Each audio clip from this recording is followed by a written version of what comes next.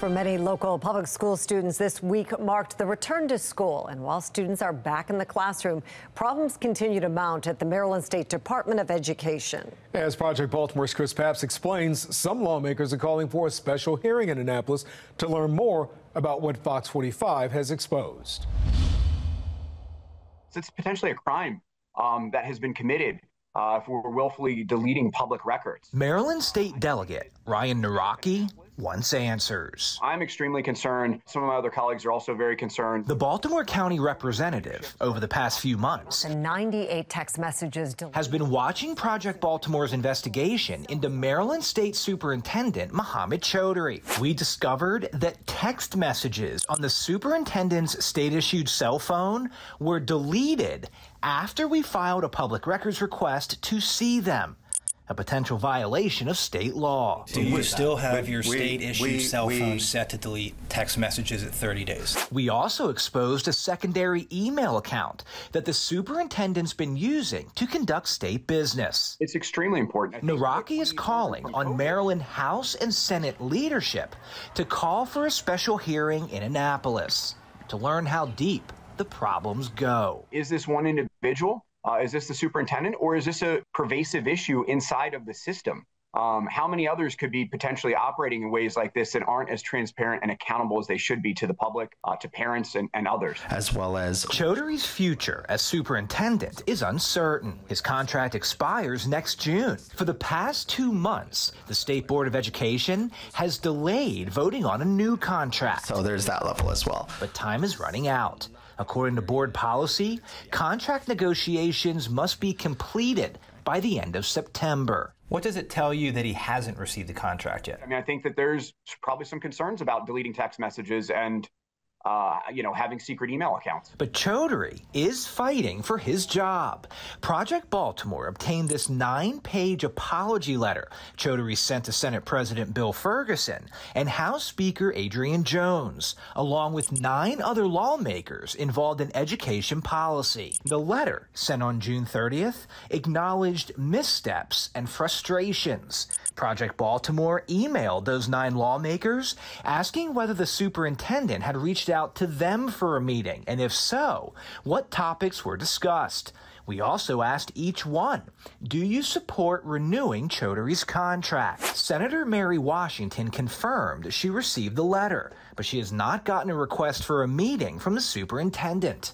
We did not hear back from the other lawmakers. It's not my decision. The letter was also sent to Governor Wes Moore.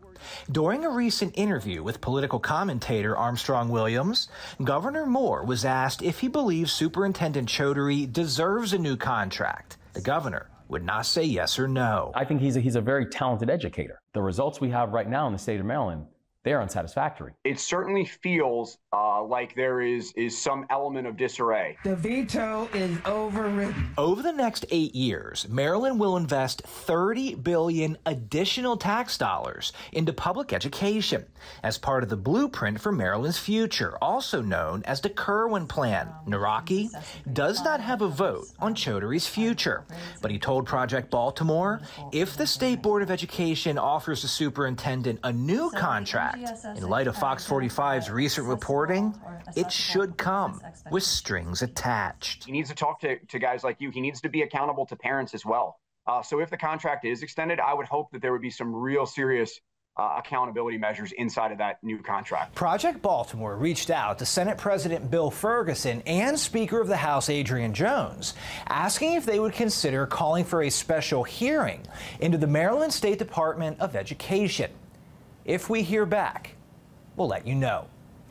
I'm Chris Papst, and this is Project Baltimore. In Baltimore City today, Mayor Brandon Scott and City School CEO Dr. Sonia Santelises welcome students back to class. That's right. The two leaders touted recent success when it comes to test scores, particularly at Booker T. Washington Middle School, where they addressed students this morning, even though that data is not available to the public right now. Booker T. Washington Middle School increased its literacy rate by 10 percentage points this past year. Now, Fox 45 News reached out to the school system for that data on Booker T. Washington's test scores. They said they're working to get us that data, but we have not yet heard back.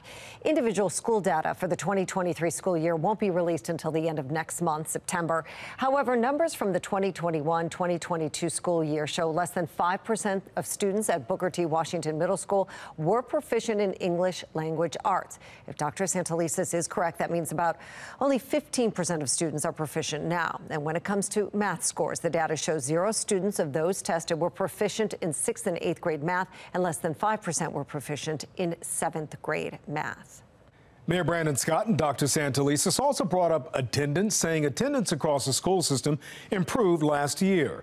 Attendance for the 2022-2023 school year hasn't been posted yet.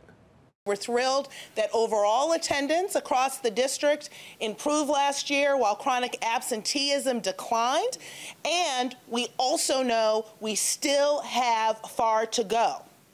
Fox 45 News has city schools for that data as well. We haven't heard back so far. It won't be posted, we understand, until January. The most recent data we do have shows 58% of Baltimore City school students were chronically absent, the highest in the state. Chronic absenteeism is when a student misses more than 10% of the school year. In May, City Council members said that they plan to hold a hearing on chronic absenteeism.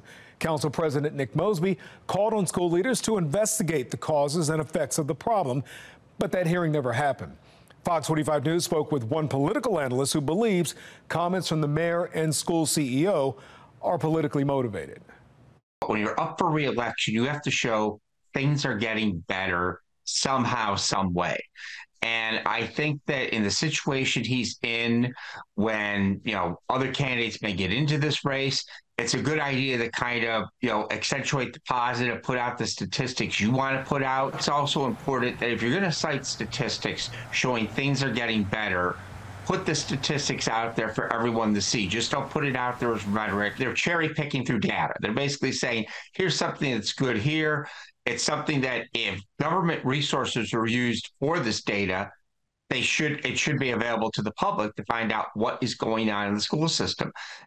Project Baltimore has been outlining the problems in some Baltimore City public schools for years. You can find all of their reporting on our website, foxbaltimore.com. I'm Chris Pabst. Thanks for watching. Here's another story to watch. Also, if you have a story idea, please send us a message.